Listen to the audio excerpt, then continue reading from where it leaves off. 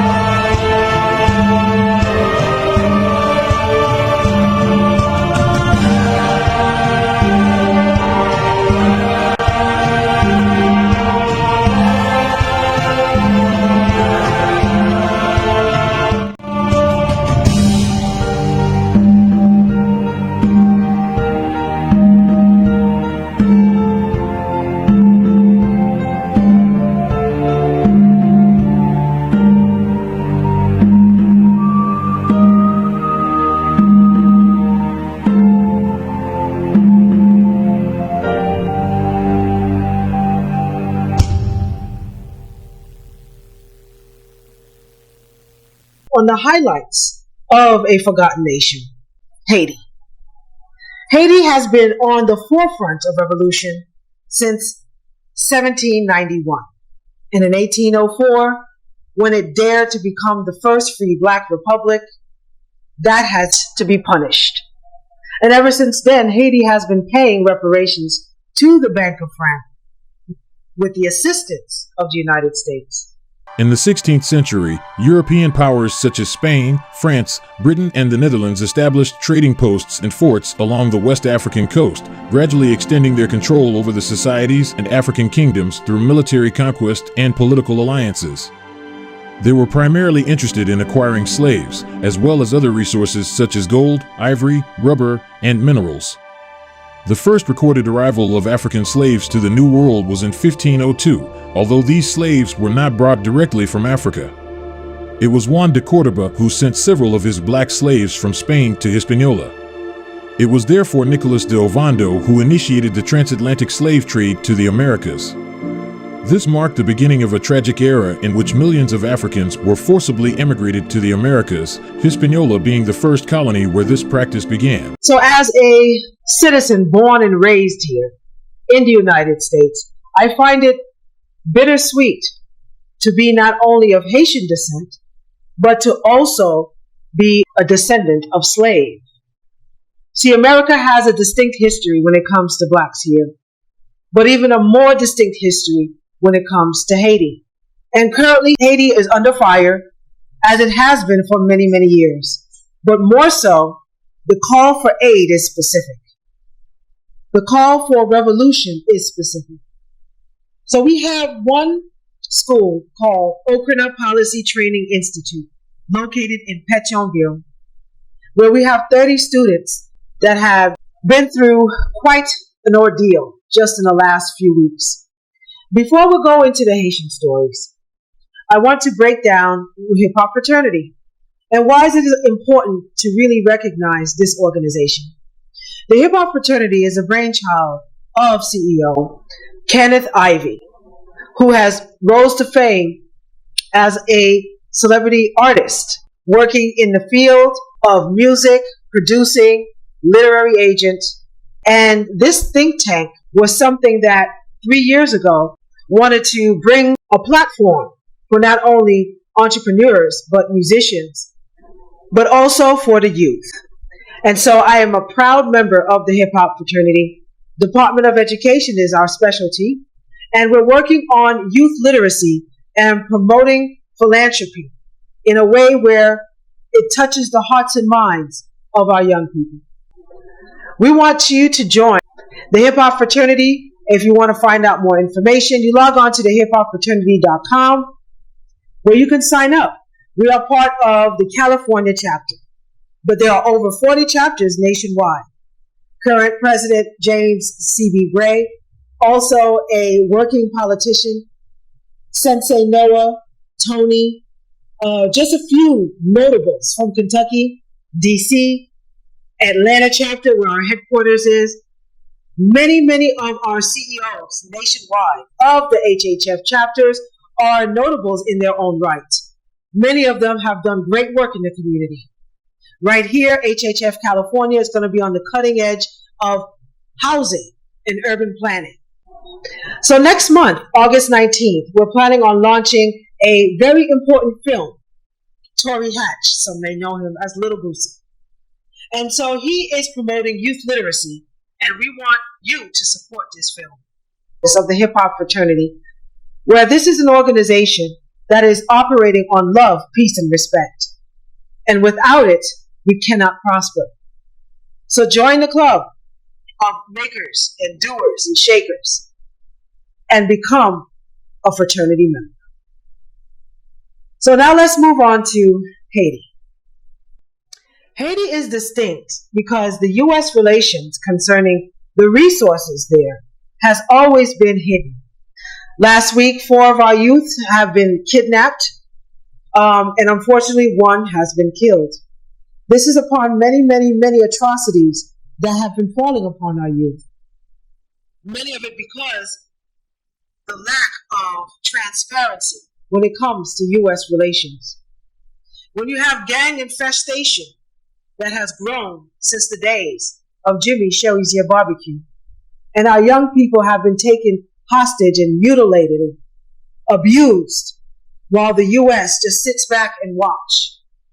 And so this is a call to action where we're requesting the United States to be transparent on its relations when it comes to Haiti.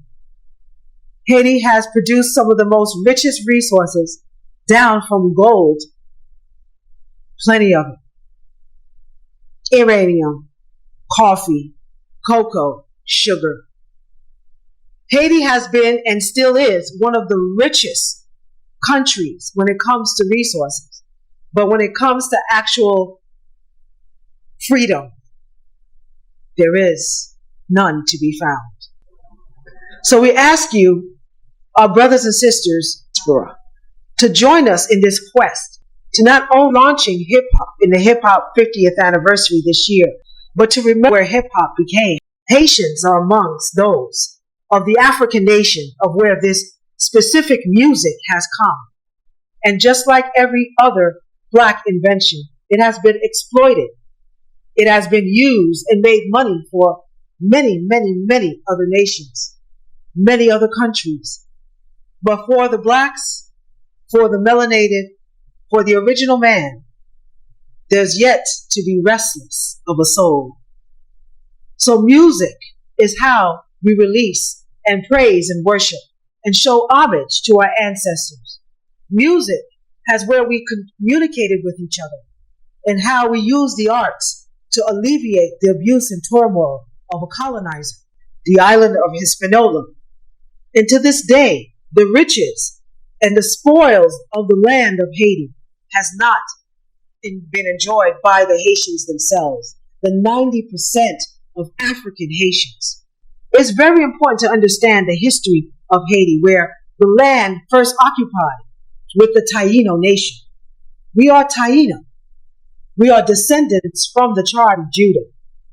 Our God is Yahweh, Yeshua. Many have other religions, but the religion to seek the people free is no religion at all. It is a direct relationship with our Creator. In the 16th century, European powers such as Spain, France, Britain, and the Netherlands established trading posts and forts along the West African coast, gradually extending their control over the societies and African kingdoms through military conquest and political alliances. They were primarily interested in acquiring slaves, as well as other resources such as gold, ivory, rubber, and minerals. The first recorded arrival of African slaves to the New World was in 1502, although these slaves were not brought directly from Africa. It was Juan de Córdoba who sent several of his black slaves from Spain to Hispaniola. It was therefore Nicolas de Ovando who initiated the transatlantic slave trade to the Americas. This marked the beginning of a tragic era in which millions of Africans were forcibly emigrated to the Americas, Hispaniola being the first colony where this practice began. These are the reasons why we must work differently. We must find a way to be proactive. See, without Haiti, there would be no America.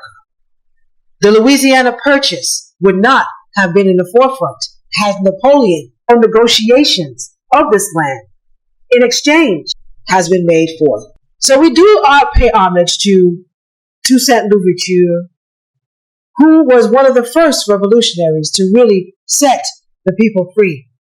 But we have never really been free. You see, in the ceremony of the trees, something that occurred with Duty Bookman in 1791, we have neglected the relationship that God had put forth for us and decided to make our own way. We pay homage to kings and humans other than to God himself. And because of this, we have been given into the enemy, where they have raped and pillaged and destroyed and killed our people. And so now we're asking for an awakening of the true believers of the word, the true believers of Yahweh, to take forth in precedent and support our youth, our people in Haiti. Haiti has been always there for everyone.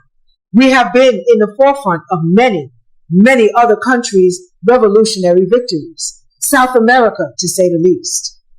But here in America at the time of the Great Revolt in 1804, when Haiti became a republic, you see, George Washington was not too keen, and the presidents and chattel slavery was at its height, and they didn't want their good old Negro slaves here on the U.S. soil to have any ideas of revolting.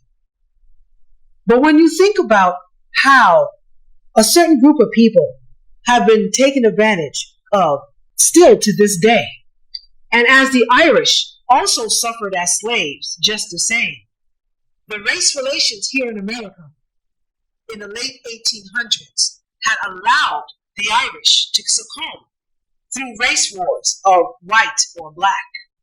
See, black is a universal ideology of how a certain darkest hue of people to be given less than. For to this day, we do not have our own country. We do not have our own culture. See, descendants of slaves here in America are distinct. When we were brought here through the transatlantic slave trade, we were stripped from all that we know. Some of us tried to preserve the cultures that we distinct remember, but as generations to generation to come here on U.S. soil, all of that became a mere fiction. And so Haiti has a governance that the young people want to change. So as a proud descendant of slave that was transported here in 1636 by the good ship Desire, see, nay, the Desire clan, of which is my origin. And so from here, being raised here in America, in Los Angeles, bred, it means so much to me to see the black man free by any means necessary.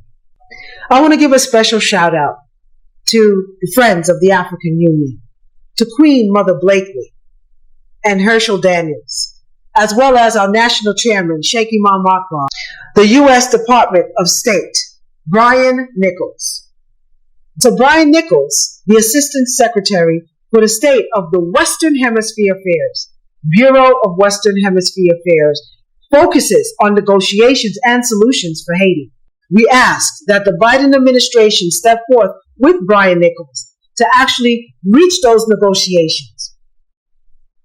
But the young people so badly need support. They so badly need to hear the voice of someone that actually cares. So we ask that if you want to support Haiti and in this effort, you could always log on to onepercentage.org. So if you'd like to become part of the Hipop Fraternity, log on to thehipoffraternity.com, where you can sign up and become a member. And if there is not a chapter in your area, we will help you open one up. Hipop Fraternity California, yours truly, Truth Bay, Department of Education, sincerely thanks you for your support. But you cannot, and we will not, and cannot continue to mistreat a certain ethnic group because of the color of their skin. And yet we have nothing to show forth when it comes to aid. So my background is housing and urban development. Right here in California, we work on urban planning. Continuum of care is what I focus on, housing navigation. There are certain federal dollars that can go through into building housing. As you know, California is one of the hotbeds of homelessness, and there's a reason for that. So we have to reappropriate the funding coming from the federal down to the state. The city and county of each town in California, which I'm sure is no different nationwide, has a certain way of distributing funds. And we need someone that's transparent in order for us to have the funding federally, the taxes, the reparations to go directly to the organizations and the companies and the people who are doing the groundwork. This is the type of change that we need, especially for 2024 elections.